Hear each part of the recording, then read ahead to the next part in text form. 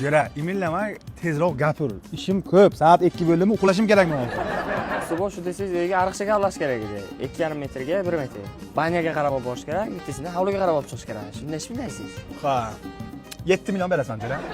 Oo, 7 million menga kanal kerak, yo. Menga gatakini ariqcha kavlab bersangiz bo'ldi. Jo'ra, kreditlar ko'p. Qish kelyapti, ko'mir olishim kerak, o'tin olishim kerak. Ahvol og'ir. Bo'layotganini gapiring, Suboh. Nech pul bermoqchisan mana? Ko'nglingdan ay, nech pul berasan? 1,5 million beraman. Bo'lsa qiling mana, bo'lmasa kerak yo. Tamam, yur. Do'stim, turpoqni olasiz, narigi tomonga irg'itasiz. Ha, ko'payib ketmasin, keyin tekislab tashlaysiz. Yana qayerda kavlash kerak? Yaxshimisan? Zo'rmisan? Bu tomonni hammi? Nima qilyapsiz? Diskotekaga turba qo'yib, raqs tushyapman. Ko'rmayapsanmi? Ishlayapman, aytgan ishim qilaman. Pulni olib chiqib, buni tez-tez bu. Pul berish kerak. Qo'raqo. Azamat, qanisan?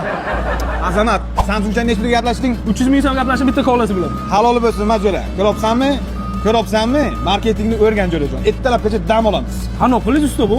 Bu tradingning yangi usuli Jo'rajon.